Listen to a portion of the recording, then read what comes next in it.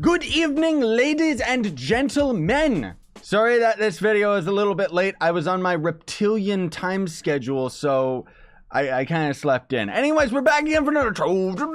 Today we're talking about the Snowfest 2018 event. Take a break from all of the U10 craziness that's going on, and instead, let's just deal with this. So, if you haven't already completed it, but honestly, you probably have, the event's fairly quick and easy to end up getting gone and done with. You're going to end up getting this little present ally that you kind of see following me around. He's cute, he's adorable, he's one of a kind. He is a beautiful, stupid box that just rolls around like an idiot. He's going to give you 30 magic fine for completing the quest chain, but then on top of it, you're going to be getting this snow steed, and we'll kind of show that at the end of the video. So first and foremost, before we get started with this event, I would appreciate if you would hit that like button, folks. Helps me out a ton more than you think it does.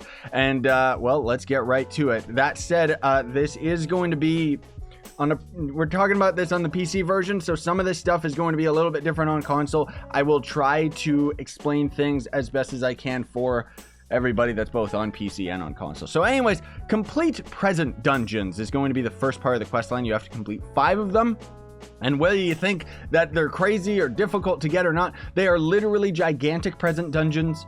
They're actually really cool. You can find them in all of the different biomes. However, I would honestly recommend that you end up going to permafrost because that's where I ended up finding them in bulk. I just generally seem to find them a lot more often in the permafrost.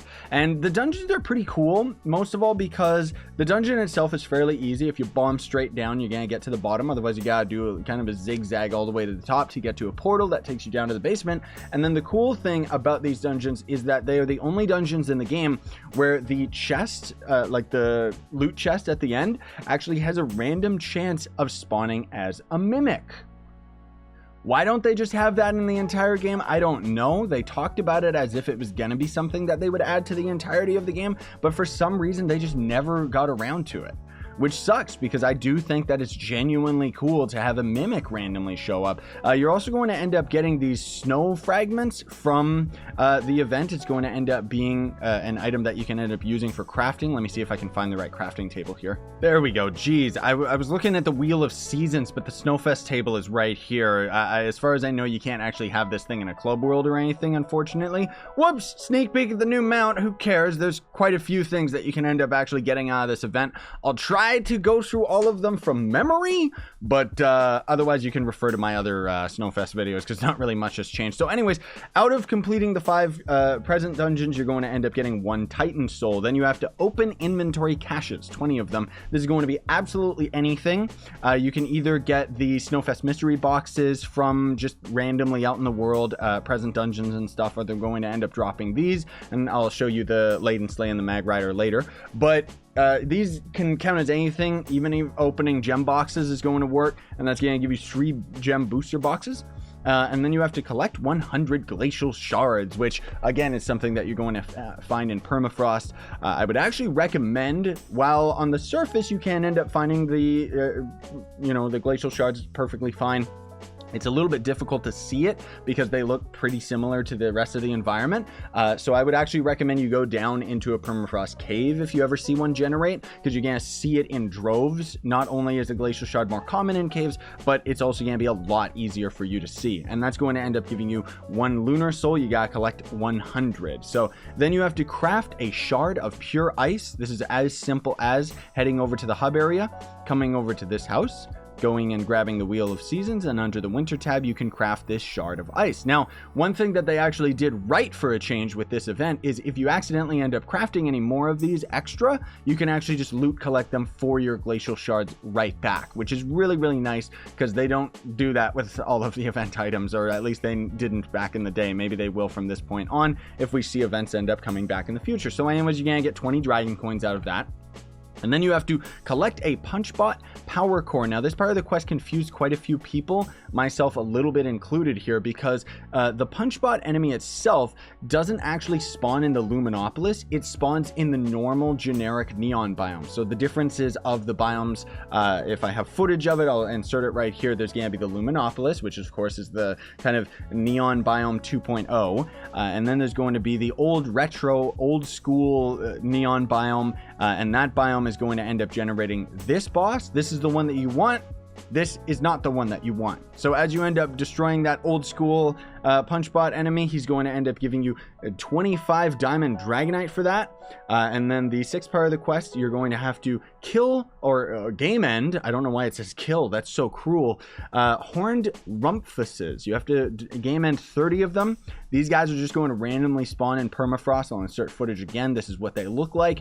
They're pretty easy to find, honestly. The fact that we only have to kill 30 of them this year is not too bad, because otherwise in previous events it was like game end 100 of them, game end 1,000 of them. It was pretty ridiculous. So out of that, you're going to end up getting the present ally. Free mastery, why not? And then you have to do probably the hardest part of the entire quest line, which is completing 50 1-star dungeons. Now, this is pretty easy for us right now, because fortunately, U10 just came out. So we're going to be grinding well over 50 normal 1-star dungeons. So just go to U8, 9 or 10, just go to Geo Topside, and then end up grinding out your dungeons there. However, console players unfortunately aren't going to end up seeing the U10 update until later in January, possibly early in February. So you guys are just going to have to go out of your way to end up grinding this out. You're going to get 1 builder superior focus out of it, which is pretty disgusting. It's a gem augmenting item that honestly isn't really worthwhile. It's a fairly expensive item to craft, and generally speaking is usually going to give you anywhere from 1% to 10, maybe 15% on an augmentation of a gem. Whatever, I'll take it.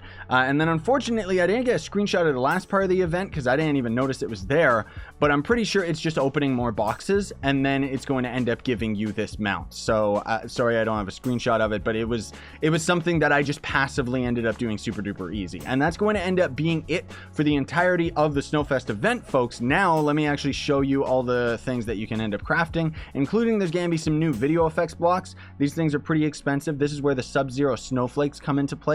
You get Sub-Zero snowflakes not only from present dungeons, but near as I can tell, you get them from, there's going to be these giant Christmas tree dungeons. Those can spawn in every biome as well, though fairly rarely. They were from previous events. They're actually some of the most beautiful dungeons in the game that the devs have made. Like they actually look really, really good, especially like check out the one that's in the treasure isles, or the one that's in the volcanic and stuff. Like these look really, really sick, dude. I really like those dungeons. So with the Sub-Zero snowflake, you're going to be able to craft a bunch of various things. And also there's going to be a couple mounts that you can get out of those Christmas tree dungeons exclusively from the Yetis, if not the chests that you end up getting from defeating the Yetis, something like that. I'll try to find those, but we'll talk about that in a little bit, because otherwise you're going to be able to craft the Coca-Cola mug, which I'm pretty sure was a mount that was from Luxian, if I'm not mistaken. Even though it looks like a gliding mount, it is not. No, it isn't, Mark. But it's, I don't know, if you like cocoa in a gigantic mug, okay, sure, go for it. But then you're also going to be able to craft the Joyous Dormant Dragon Egg, which is going to be a new, well, not a new dragon, but he's going to be the holiday dragon. It's actually a really cool one. I remember when this first got added, it's got really nice video effects. You can see it's pretty expensive, though, because unfortunately, these Sub-Zero snowflakes are untradeable, meaning that you yourself as an individual are going to have to grind 1,000 of them, and you get roughly, depending on the difficulty that you're in, I think you end up getting more snowflakes depending on the difficulty from the different dungeons. But whoa, let me interrupt you, unknowing scythe. Yes, I actually just tested it out right now, and there is actually no difference in the uber difficulty of whether or not you end up getting more snowball fragments. So honestly, I would recommend you probably just want to go to permafrost, which is just a nice early easy portal to end up grinding it. But either way, you end up getting the egg, then you hop on over to the dragon crucible, and you're going to be able to craft 10 and bomb the dragon for even more items right here, including 500 chestnuts. He's a very, very expensive dragon for sure, considering that you have to put such a huge amount of grind time in order to end up getting the egg in the first place. And then it's going to be this, so it's pretty cool. It's definitely a festive dragon, that's for sure. And you know, it's got Christmas tree wings. The video effects are all sparkly stars and stuff, and it's a really good dragon. It really is. It's just good luck getting it, dude, because it's gonna take a while. And then there's going to be the snowflake mount itself, which this is just a floating snowflake, which ironically they call it floating snowflake. It does not float. It just kind of floats on the ground, but it doesn't actually like glide or anything, and it's okay. I don't know. I never really liked this mount when it ended up getting added to the game, but honestly, I'm not really a fan of the carpet reskin mounts or anything like that. And then the Griff 3000.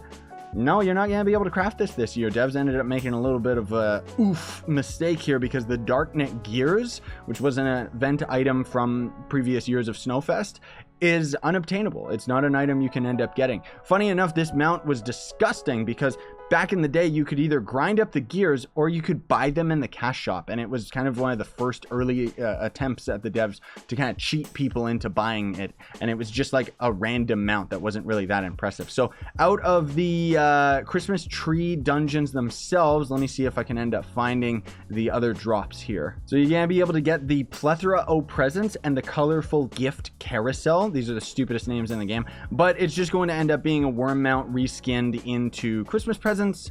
And then the other one is very lazily just going to be an alternative color palette. So if it's something that you want to go for, Mastery Farmers, I would recommend that you go for it for sure, because it's just extra mastery. Why not, right?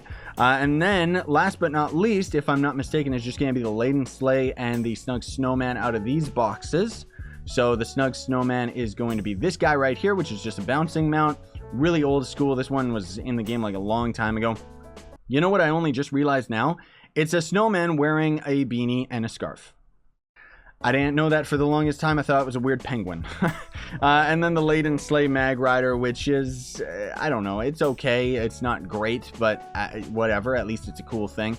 Then there's also going to end up being some store packs. I already have those store packs, so unfortunately, they don't show up in my store, so I don't know which packs are actually added. So I would actually recommend that you just look up on my channel what the name of the store pack is, and you should find an old school review of it, and it should just be the exact same and show you all the items out of it.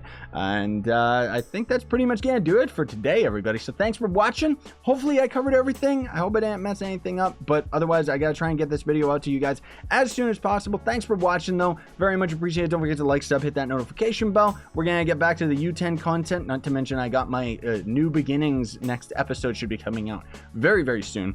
But then otherwise, if you want to support me, you can always sponsor the YouTube channel with that join button, buy some of the merch, or check out the link down below to Gawkbox if you don't have any money but you still want to go the extra mile of helping me out. And otherwise, have yourselves a fantastic day. Happy holidays, Sanoa, and stay epic, everybody.